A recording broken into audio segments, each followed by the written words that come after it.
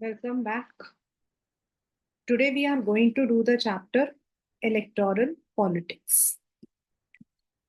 Recently there was the news of 2024 elections. The very first question is what the chapter is all about. So the chapter will be dealing with all the terms that are associated with elections. तो सबसे पहला question हमारा आता है what is an election. तो election is a mechanism, मतलब it's a वे जिसके through हम लोग अपने रिप्रेजेंटेटिव्स को, अपने लीडर्स को चूज करते।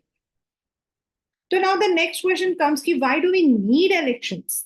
क्या बिना इलेक्शंस के हम अपने लीडर्स को चूज नहीं कर सकते हैं? In non democratic regimes you don't have any choice, but in a democracy you can choose your rulers, you can choose the person who will be making the law, who would be making the policies, because democracy says government of the people, for the people, and by the people. So the next question is what makes an election democratic? As you can see on your screen, and this particular question is there in your first chapter also. तो जो पहला हमारा आता है वो है universal adult franchise. whether you are a male or a female, whether a person is criminal or anything, everyone above 18 years, right now in our country it is 18, पहले 21 था, can cast their votes. Yes, in some special conditions, if the person is insane or any other particular reason, then only the person is barred from casting the vote. Second is real choice, yani there should be options. Unlike in China, the Chinese Communist Party is the only one. और अगर आपको choice करना है तो आपको उन्हीं के candidates को करना। But in democratic elections you should have the real choice from different parties. These elections should be held at regular intervals. Like in our country, it is 5 years. The candidates preferred by people. If you remember in Pakistan during the coup, though the election was conducted by Pervez Musharraf, lekin those people were supposed to work under the military or Pervez Musharraf himself. In the democratic elections, it is the representatives जिनको हम choose करना चाहते हैं, and they are the one who would govern. Last but not the least is the elections must be free and fair. In Zimbabwe, we had learned that the parties used dirty tricks. That should not be there. In our country, Election Commission of India is responsible and it tries to minimize such malpractices. अब आता है कि elections का मतलब तो है electoral competition, और ये वाला जो क्वेश्चन है क्लास 9 आपके पेपर में 3 मार्क्स में आता है इन चॉइस, मींस मेरिट और डीमेरिट्स आपके चॉइस में आते हैं। तो let us first learn demerits. Elections है तो नेचुरल है कि people would have their own choice, तो it creates a disunity, factionalism, कुछ लोग एक को पसंद करते हैं, कुछ लोग दूसरों को पसंद करते हैं। Often there are level allegations, एक पार्टी दूसरे को बोलती है, दूसरे तीसरे को बोलते हैं। Sometimes the people may even use dirty tricks like ballot box चोरी कर लिया, या फिर EVM, this year it was said that EVMs were tampered, and most of the time it happens कि जो real people है, those who really wanted to come into the politics don't come. But competition नहीं है तो फिर इंसान करेगा कैसे? You must have seen two smart children always have tough competition. So it allows free competition. It improves the knowledge and character of the leaders because they know if they don't work, they are not going to get the votes. And if they lose the elections, they need to correct their mistakes or else they would lose their power. तो अब हमारा next आता है हमारे India के अंदर elections के क्या क्या प्रोसीजर्स हैं and what are the terms that we have. ये जितने भी मैंने लिखे हुए हैं all of them are one marker question. General elections, by elections, mid term polls, reserve constituencies, ये आपके सब 1 या 2 मार्कर में आते. तो जनरल इलेक्शंस अभी हुए थे 2024 में एंड असेंबली इलेक्शंस होता है हर एक स्टेट का एंड व्हेन उनका टेन्योर खत्म होता तो the assembly elections are there and general elections are for the entire country. अभी जो हुआ था 2024 में over the country the dates are divided and they are conducted in phases and we elect our union government. Now if you see there is a term mid-term polls. आपके भी exams होते हैं mid term.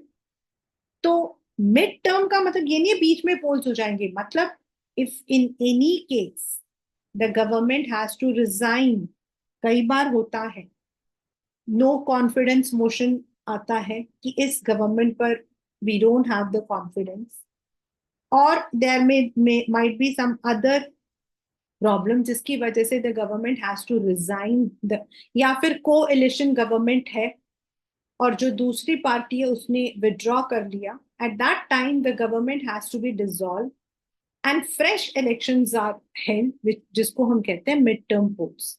In India many times it has happened. Whereas आपका by elections होता है हमारे जो country है. अब आप सोचो कि पूरे कंट्री में एक साथ कैसे इलेक्शन होता है. How do we know that कौन मतलब कि कहां पर किसको खड़ा कर. तो the country is divided into constituencies according to the population margin and we have 543 constituencies. important question है पेपर का. तो किसी एक या दो कॉन्स्टिट्यूएंसी में due to certain reasons, death, resignation, अगर इलेक्शंस को दोबारा कंडक्ट करना पड़ता है, अगर वहां कैंडिडेट की डेथ हो गई तो उसको कहते हैं by elections. As I have already discussed what are constituencies.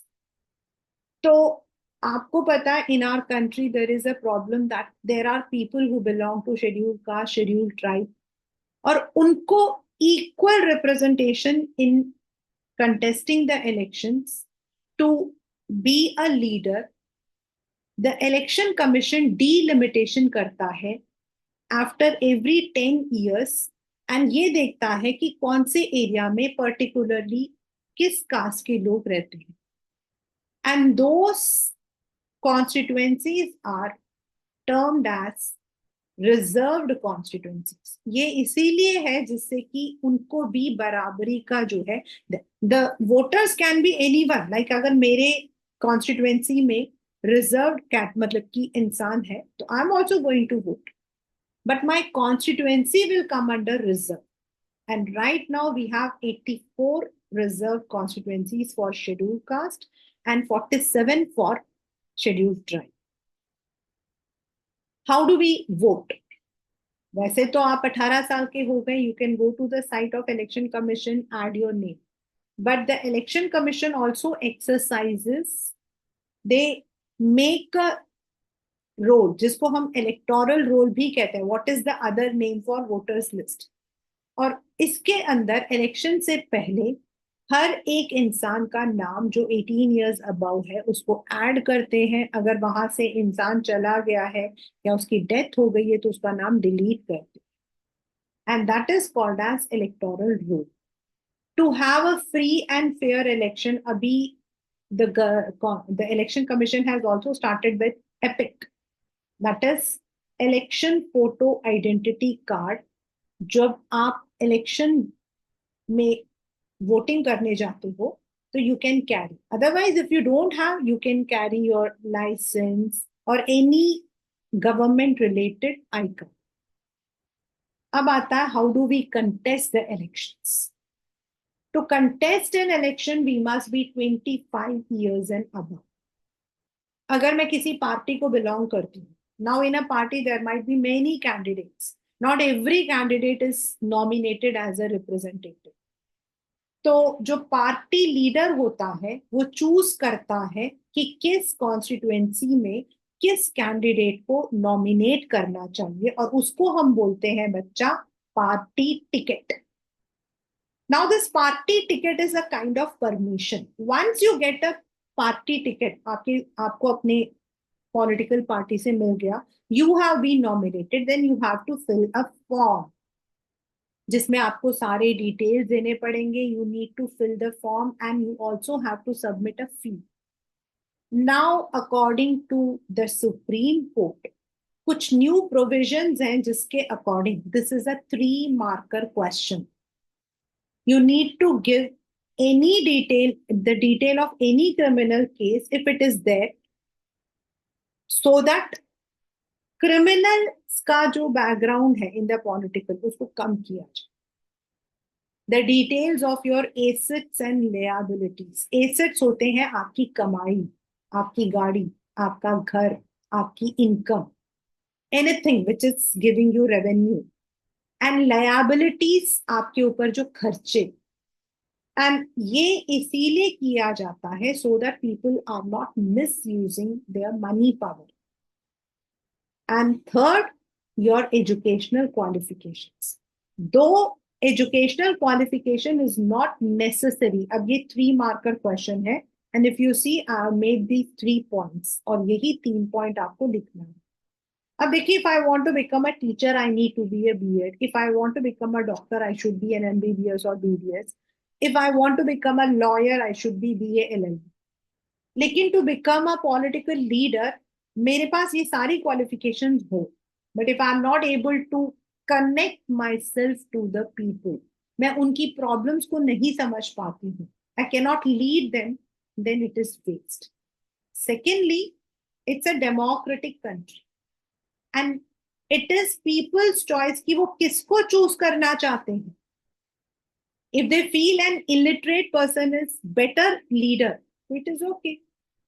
Last but not the least, हमारे यहाँ इलिटरेसी लेवल इतना ज्यादा है दैट इफ ऐसा कोई रूल बनेगा तो many people would not be able to contest the elections.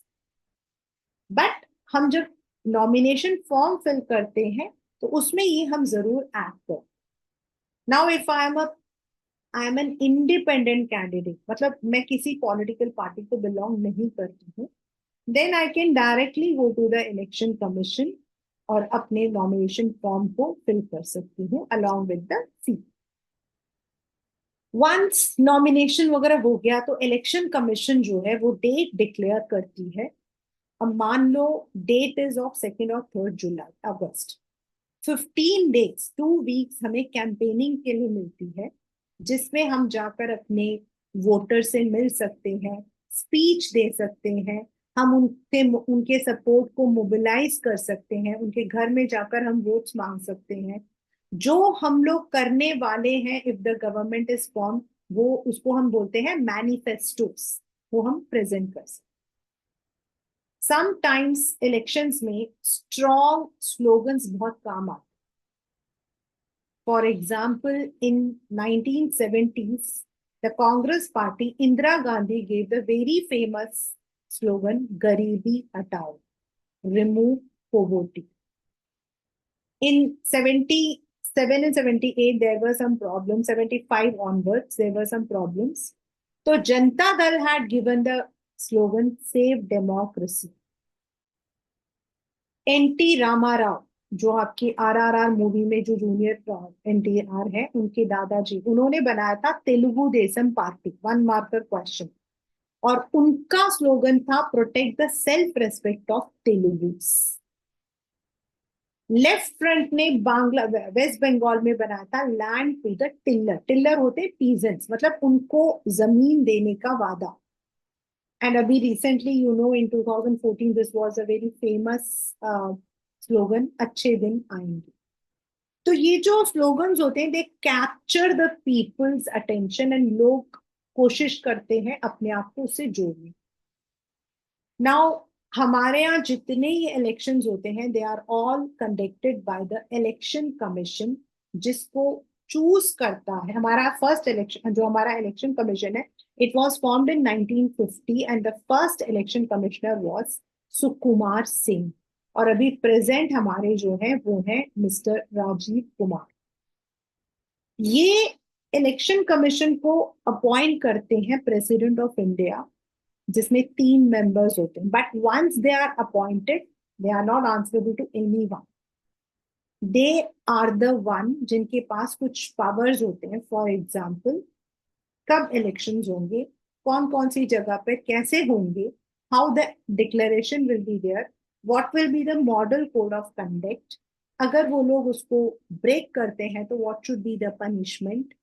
Then it also gives government some guidelines कि कुछ गवर्नमेंट ऑफिस, क्योंकि इलेक्शन कमीशन हमारे यहाँ छोटा है, तो कुछ गवर्नमेंट ऑफिशियल्स इलेक्शन कमीशन के लिए काम कर,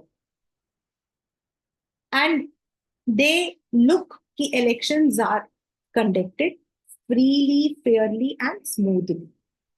तो जो हमारे यहाँ मॉडल कोड ऑफ कंडक्ट है, वैसे तो बहुत सारे हैं और आपके पेपर में 3 मार्कर में आता है that no person should either bribe or threaten the votes, कि भाई हमारे को वोट में दो, नहीं दोगे तो हम आपको ये कर देंगे, आप ब्राइब दो कि हम आपको ये पैसा दे रहे हैं। नो पार्टी और candidate should use god, caste, religion, और they should not campaign in the religious place. They have a limit how much they can spend in an election, and they should not use any resource of government like paisa, vehicles, aircraft, or even people. And once elections के date आ जाते हैं, उसके बाद the government can not make new projects, मतलब नए नए project हो, कोई फ्लाईओवर हो, कुछ they can not do it. This is because that is a kind of bribe, and अगर वो काम पूरा, अगर वो पार्टी नहीं आई तो may be that work may not be done. इस तरीके से इलेक्शन कमीशन सारी चीजों को सेट करता है। नाउ आता है जिस दिन हमारा वोटिंग है, अब हमारा नाम वोटर्स लिस्ट में है। Now we will go to the place जिसको हम बोलते हैं पोलिंग बूथ। पोलिंग बूथ जो है that can be a school, that can be any building जहां बहुत सारे रूम्स हो, एंड अलग अलग जो कैंडिडेट, मतलब की जो पार्टीज है उनके लिए देर आर टेबल्स, सारे रिप्रेजेंटेटिव्स होते हैं, एंड वार्ड्स के अकॉर्डिंग वहां पर जो है रूम्स बनाए जाते हैं जहां पर आप जाकर अपने फोटो आइडेंटिटी को दिखाकर you can cast your vote. Now in the new era EVMs have been introduce. 1 marker question है, अगर आप ये पिंक कलर देखो तो यू विल सी ये था पुराने जमाने का बैलेट पेपर, मतलब इसमें सारे कैंडिडेट के नाम, वो किस पॉलिटिकल पार्टी को बिलोंग करते हैं वो, एंड आप जाते हो, आप उसमें टिक करते हो, then you fold it and आप बैलेट बॉक्स में डाल देते हो। Now the same is being in the electronic form जिसको हम कहते हैं ईवीएम। आप नीचे देख सकते हो, इसमें क्या होता है, सारे वही कैंडिडेट्स के नेम होते हैं, उनका सिंबल होता है, यू जस्ट हैव टू अपने थंब से आपको उस कैंडिडेट के आगे प्रेस करना होता है, उसके नाम के आगे वो टिक आ जाता है और नीचे जो बैलेट बॉक्स होता है वो उसमें गिर जाता है। Now once the elections are over, अब आता है कि इलेक्शन के रिजल्ट्स को हम कैसे आइडेंटिफाई करें। सबसे पहले हम एनालाइज करते हैं कि कितने लोगों ने इलेक्शंस को में वोट दिए, and that is called as class 9 turnout. मतलब अगर मान लो 5,000 पीपल है एक जगह पे जो एलिजिबल है above 18 years to give the vote, अगर वहां 4,000 पीपल ने दिया तो दैट मीन्स 80% लोगों ने वोटिंग की। तो पहले वो देखते हैं उसके, in India most of the time illiterate, poor, they are more eager for elections, क्योंकि वो हमेशा चाहते हैं उनके लिए कुछ नया हो। इन कंट्रीज लाइक यूएस रिच ज्यादा देते हैं क्योंकि वहां पुअर को hardly they have any advantage. Now in after 2004 हमारे यहाँ पर काफी चेंजेस आए हैं. पहले तो लोग इलेक्शंस को इतना सीरियस नहीं लेते थे, but now people are taking elections very seriously. They not only vote, they even campaign. आपने देखा होगा टीवी वगैरह में भी the celebrities they come, they pursue people to vote. Now, even in the election also, besides the name of the people who are contesting, एक नया मतलब की कंडीशन है जिसको हम कहते हैं नोटा. दैट इज नन अबा ऑफ द अबा. यानी अगर आपको उनमें से कोई भी कैंडिडेट नहीं पसंद आता है तो आप उसमें डाल सकते हो. उसका फायदा ये होता है कि आपका वोट वेस्ट नहीं होता. Once the elections are held, the turnout is counted. उसके बाद आता है रिजल्ट. नाउ रिजल्ट्स हमारे नॉर्मली विद इन 1 वीक आ जाते हैं. जिस दिन रिजल्ट होता है वो बैलेट बॉक्स सारे मतलब कि बहुत safely they are taken to that place. When the results are to be, the votes are to be counted, सारे representatives of all the parties, then media और बहुत सारे पुलिस ऑफिशियल सब होते हैं, उनके सामने ये बैलेट बॉक्स ओपन होते हैं and then the votes are counted. जिस कॉन्स्टिट्युएंसी में जिस पॉलिटिकल पार्टी का जो कैंडिडेट है, he gets the maximum vote is said to be the winner. But that doesn't mean they are forming the government. Government form करने के लिए in India it is 2/3 of the total seats. तो और एक seat हमारा जो होता है that is counted according to the votes, यानी कि 10,000 पर एक सीट ऐसे करके होता है. तो जो आपके जिस पार्टी को मैक्सिमम वोट्स मिलते हैं उस पार्टी को हम विनर पार्टी कहते हैं. The person who has won, he may और may not belong to a winning party. जरूरी नहीं है कि वो विनिंग पार्टी का ही हिस्सा हो. He can be to the opposition party also, but he is winner from that constituency. लेकिन गवर्नमेंट वही फॉर्म करता है जिस पार्टी को 2/3 ऑफ द वोट मिलता है. बाय चांस अगर उन्हें नहीं मिलता है तो they can also go for alliance और कोएलिशन, यानी कि 2 या 3 पार्टीज मिलकर they may form the government. और इंडिया के अंदर ऐसे कई बार हुआ है that the coalition government has been form. Most of the time in our country the losing, जो हमारी रूलिंग पार्टीज होती है वो हार जाती हैं बिकॉज पीपल के एक्सपेक्टेशंस के according they don't work. Those who use money or muscle, even they lose their seats. But फिर भी हमारे यहाँ जब भी इलेक्शंस के रिजल्ट्स आए हैं, they have been accepted with grace. कोई भी उसको चैलेंज नहीं करता. On the other hand, there are some problems. Challenges का मतलब होता है कुछ problems है, मतलब the election commission is trying hard to remove all the problems. Still कुछ प्रॉब्लम्स ऐसी होती हैं which goes on. For example, कुछ पॉलिटिकल पार्टीज काफी पैसा यूज करते हैं, but it doesn't mean that they win, but they use it. Secondly, कुछ जो कैंडिडेट्स हैं they have the criminal connections, कभी कभी वो जीत भी जाते हैं.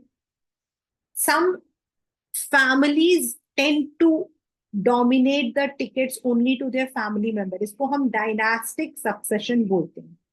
मतलब वो नहीं चाहते हैं कि जो लीडर है वो बाहर का हो, तो मोस्ट ऑफ द टाइम वो अपनी ही फैमिली, अपने ही जो मतलब कि रिश्तेदार होते हैं उन्हीं को रिप्रेजेंटेटिव का टिकट देते हैं, which is very wrong. Because इससे जो लोग अपॉर्चुनिटी जिनको बाहर लोगों को मिलनी चाहिए वो नहीं मिल पाती है. फॉर कॉमन पीपल, अगर आप देखो सारे पॉलिटिकल पार्टीज के सेम मैनिफेस्टोज है, बिकॉज ये सारे पॉलिटिकल पार्टीज एक टाइम एक थे and from them they have broken. So most of them have the same. Everyone has to rule. So for the people, there is little choice. On the last but not the least, जो independent candidates होते हैं या छोटी parties होती हैं जिनके पास पैसा कम होता है, अगर वो हार जाते हैं they lose their candidature, they lose lots of money that they have spent on the campaign, and the nomination fee. So these are, even though कुछ रिफॉर्म्स बनाए हैं, इलेक्टोरल रिफॉर्म्स बनाए हैं, जैसे नाउ इट इज मैंडेटरी कि सारे जो parties हैं वो लोग अपने जो पार्टी लीडर्स हैं वो थ्रू इंटरनल इलेक्शंस, मतलब पार्टी के अंदर ही इलेक्शन करके अपनी लीडर्स को चूज करें. Then there are some other reforms like कितना पैसा खर्च करना चाहिए, दे शुड शो कि कहाँ से पैसा आ रहा है. वी हैव सम पोर्टल, जैसे आपका नेशनल कॉन्टैक्ट सेंटर है जहां हम एज अ सिटीजन अपने प्रॉब्लम्स को, अपने कंप्लेंट्स को, अपने फीडबैक को रजिस्टर करवा सकते हैं. We can also tell about the violation of model code of conduct. हमारा जो इलेक्शन कमीशन है it has been very powerful. अगर उसको लगा है कि the people have, the candidates have misused the model code of conduct, they have violated the model code of conduct, irrespective of the party, they take the actions. चाहे उनको penalty देना हो, चाहे उनको उनका कैंडिडेचर कैंसिल करना हो, it has been done. भाई, India democracy is the largest democracy, and India का जो इलेक्शन है it is also one of the मतलब कि largest elections you can see. Therefore challenges do come, but with a strong election commission these challenges are overcome. That is the summary of the chapter electoral politics. I'll be taking the same chapter along with NCERT in the next class for more clarification. Thank you very much.